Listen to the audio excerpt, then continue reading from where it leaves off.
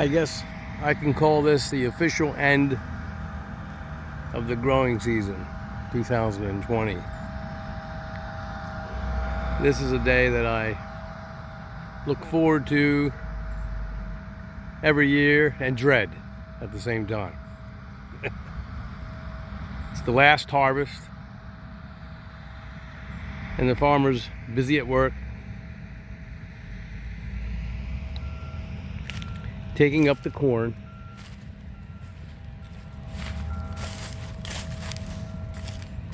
The season is officially over. Not much remaining to do, except, of course, winterize some figs, wrap some, put some in the root cellar, put some in my isolation room, my fig isolation room.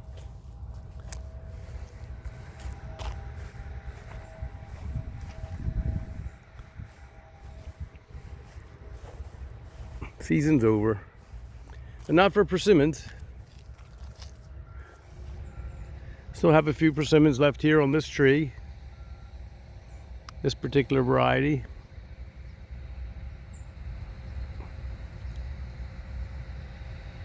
Just a few left,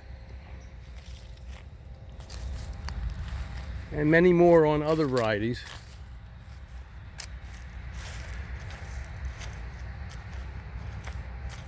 Got some fig trees still in the greenhouse that I'll be removing shortly. Put them out in the cold so that they'll begin to harden off for the season.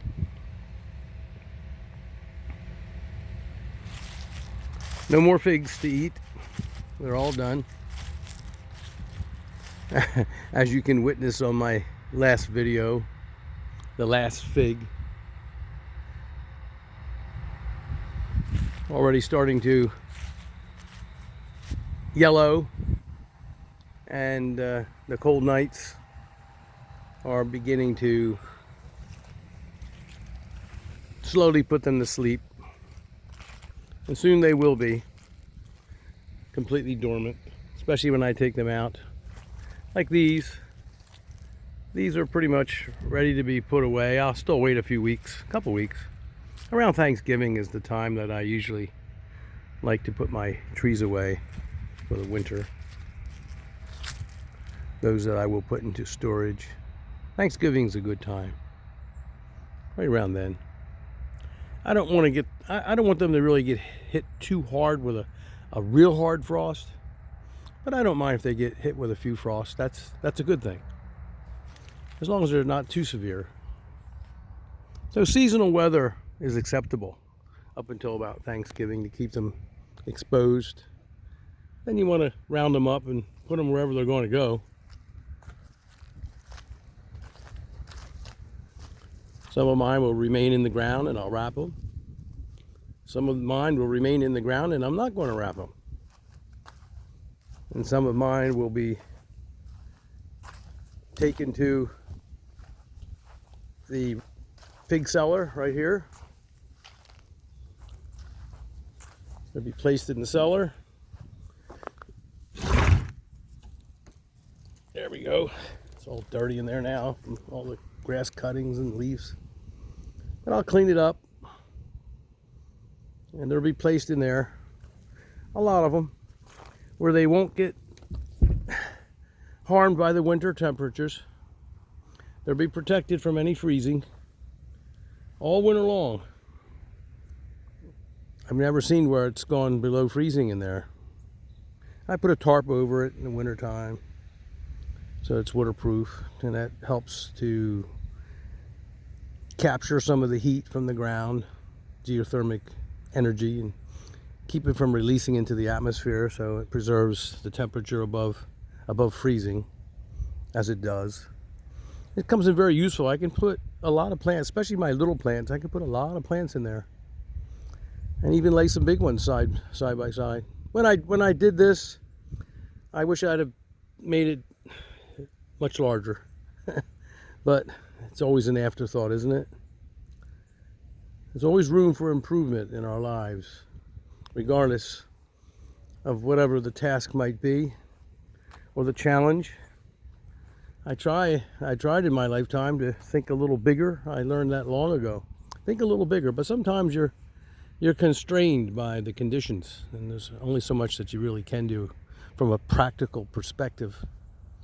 And so I've done what I can do, but it serves me well, that fig cellar. If any of you, and one of my close friends also just recently made one. He sort of modeled it after mine. And he was here and he was convinced, and he loves his. He's doing real well with it. So it's a great idea. If any of you ever want to implement that idea and execute a plan, I certainly recommend having a fig cellar, and it comes in handy for storing potatoes, especially in these times when we want to store, you know, a good harvest of apples that we can get our hands on, or, you know, some large bags of potatoes. Because now we're heading into late fall, and there's going to be shortages maybe again of some of the foodstuffs that we rely on because of the COVID. We don't really know what's going on, but I saw a report yesterday that there was a record 115,000 new cases reported of COVID-19. So it looks like it's making its second round through the states, and we don't really know what to anticipate or expect. So it's better to be prepared than not to be. So the fig cellar is a good place to store some apples and some potatoes.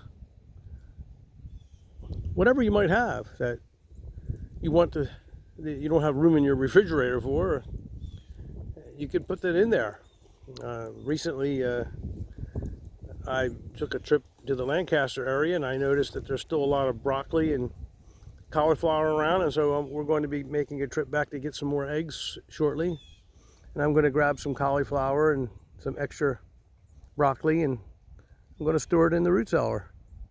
I did pick up a large bag of potatoes recently there, huge bag, and I'm going to store that in there too as I get around to doing my chores today. Well, this is a short video. I just picked some lettuce and a little bit of broccoli rabe and a little bit of Swiss chard over here for dinner later tonight with some potatoes, organic stuff, trying to eat healthy as usual. So I'm looking forward to a healthy dinner tonight. Thanks for the visit.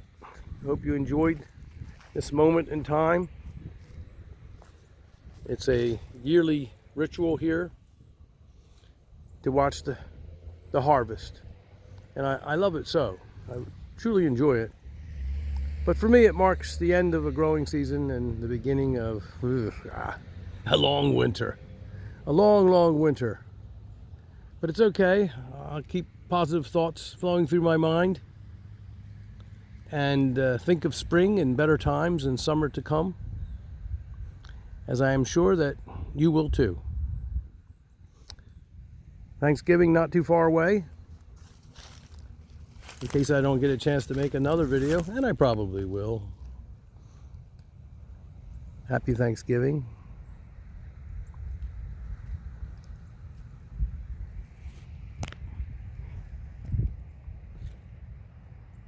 I'm looking out to the horse farm over there.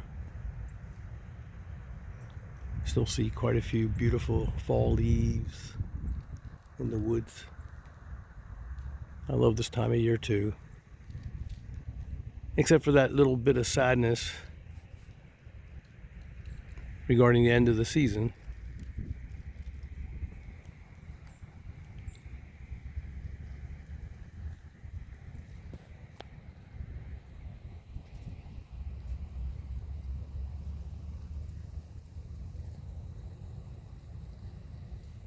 Good day.